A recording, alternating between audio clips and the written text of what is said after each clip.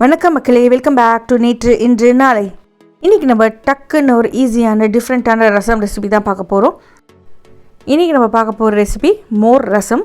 இதை நான் எப்படி பண்ணேங்கிறத பார்க்குறதுக்கு முன்னாடி நம்ம சேனலுக்கு நீங்கள் ஃபர்ஸ்ட் டைமாக வரீங்கன்னா மறக்காமல் சப்ஸ்கிரைப் பண்ணுங்கள். இந்த மோர் ரசத்தை நீங்கள் சாதத்து கூட பிசைஞ்சு சாப்பிடலாம், இல்லைன்னா சூப் மாதிரி டம்ளரில் வச்சும் சாப்பிடலாம். ரொம்பவே சூப்பராக இருக்கும். டக்குன்னு ஒரு 5 நிமிஷத்தில் இதை நீங்கள் பண்ணி முடிச்சிடலாம். வாங்க இப்போ இந்த ரசம் பண்ண ஆரம்பிச்சிடலாம். முதல்ல ஒரு பவுலில் 1 கப் தயிர் சேர்த்துக்கோங்க. தயிர் ஒரு விஸ்க் வச்சு நல்லா பீட் பண்ணி எடுத்துக்கலாம். பீட் பண்ணால் தான் தயிரில் கட்டி உருண்டைகள் எதுவும் இல்லாமல் இருக்கும். தயிர் கூட திக்னஸ் வரத்துக்காக நான் ஒரு 1.5 டேபிள் ஸ்பூன் அளவுக்கு அரிசி மாவு சேர்த்துக்கிறேன். அரிசி மாவு தயிர் தெரியாமல் இருக்கவும் ஹெல்ப் பண்ணும், ப்ளஸ் நம்மளுக்கு திக்னஸும் கொடுக்கும்.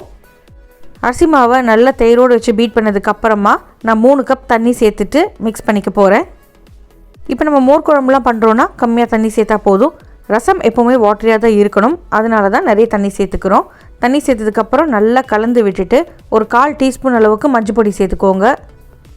மஞ்சள் பொடி சேர்க்கறதுனால நம்ம ரசத்துக்கு அழகான ஒரு எல்லோ கலர் கிடைக்கும். இந்த ரசத்துக்கு புளிப்பு பார்த்திங்கன்னா தயிர்லேருந்து தான் வரும், அதனால் புளிச்ச தயிர் யூஸ் பண்ணால் உங்களுக்கு இன்னுமே சூப்பராக இருக்கும். இப்போ இந்த ரசத்துக்கு தேவையான அளவுக்கு உப்பு சேர்த்துட்டு ஒரு பொடிகளாக சேர்த்துக்க போகிறோம். முதல்ல வாசனைக்கு 1 டீஸ்பூன் அளவுக்கு பெருங்காய பொடி சேர்த்துக்கலாம். ரசம்னு சொன்னாலே பெருங்காய வாசனை தூக்கலாக இருந்தால் தான் சூப்பராக இருக்கும். அடுத்ததாக ஒரு 1/4 டீஸ்பூன் அளவுக்கு வறுத்த வெந்தய பொடி சேர்த்துக்கிறேன். உங்கள்கிட்ட வறுத்த வெந்தய பொடி இல்லைன்னா கொஞ்சமாக வெந்தயத்தை எடுத்துகிட்டு நல்லா வறுத்துட்டு பொடி பண்ணிக்கோங்க. இது கூடவே 1/2 டீஸ்பூன் அளவுக்கு ஜீரகப்பொடி, 1/2 டீஸ்பூன் அளவுக்கு மல்லிப்பொடி சேர்த்துக்கலாம். இந்த பொடிகள்லாம் உங்கள்கிட்ட இல்லைன்னா மல்லி, ஜீரகம், வெந்தயத்தை வறுத்துட்டு பொடி பண்ணி இதில் சேர்த்துருங்க. 1/4 டீஸ்பூன் அளவுக்கு மிளகு பொடி சேர்த்துக்கிறேன். தயிரும் வெந்தயமும் எப்போவுமே நல்லா ஒத்து போகுங்க, உடம்புக்கும் ரொம்ப நல்லது, குளுத்தி. அதனால் வெந்தய பொடியை ஸ்கிப் பண்ணாமல் சேர்த்திங்கன்னா உங்களுக்கு நல்ல வாசனை கிடைக்கும். இது எல்லாத்தையும் நல்லா மிக்ஸ் பண்ணி தனியாக எடுத்து வச்சுக்கலாம். இப்போ ஒரு கடாயில் 1-2 டேபிள் ஸ்பூன் எண்ணெய் சேர்த்துட்டு எண்ணெய் நல்லா சூடானதுக்கப்புறமா ஒரு 4 மோர் மிளகாயும் 2 காஞ்ச மிளகாயும் வறுத்துக்க போகிறேன். வறுத்த இந்த மோர் மிளகாயை இந்த ரசம் சாதத்தோடு பிசைஞ்சு சாப்பிடும்போது ரொம்பவே நல்லா இருக்குங்க. மோர் மிளகாயை நல்லா கருப்பாற வரைக்கும் வறுத்துக்கிட்டிங்கன்னா உங்களுக்கு காரம் கம்மியாக தெரியும். இது நல்லா வறுபட்டதுக்கப்புறமா 1/2 டீஸ்பூன் அளவுக்கு கடுகு, 1/2 டீஸ்பூன் அளவுக்கு ஜீரகம் சேர்த்துக்கலாம். கடுகு நல்லா வெடிக்கட்டும், ஜீரகம் நல்லா பொரியட்டும். பொரிஞ்சதுக்கப்புறமா 1/2 டீஸ்பூன் அளவுக்கு தோரம்பருப்பு சேர்த்துக்கலாம். தோரம்பருப்பையுமே இதே எண்ணெயில் பொன்னிறமாக மாறுற வரைக்கும் நம்ம வறுத்துக்க போகிறோம்.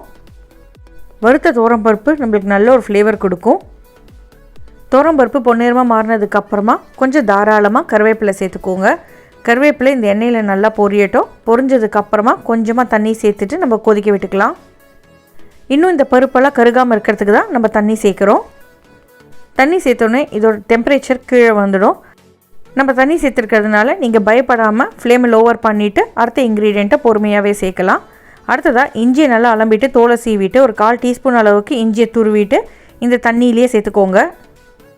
சில பேர் பார்த்திங்கன்னா இந்த ரசத்துக்கு பூண்டு, வெங்காயம்லாம் சேர்க்குறாங்க. பட் இதில் நான் பூண்டு, வெங்காயம்லாம் சேர்க்கலைங்க, வெறும் இஞ்சி மட்டும்தான் சேர்க்குறேன்.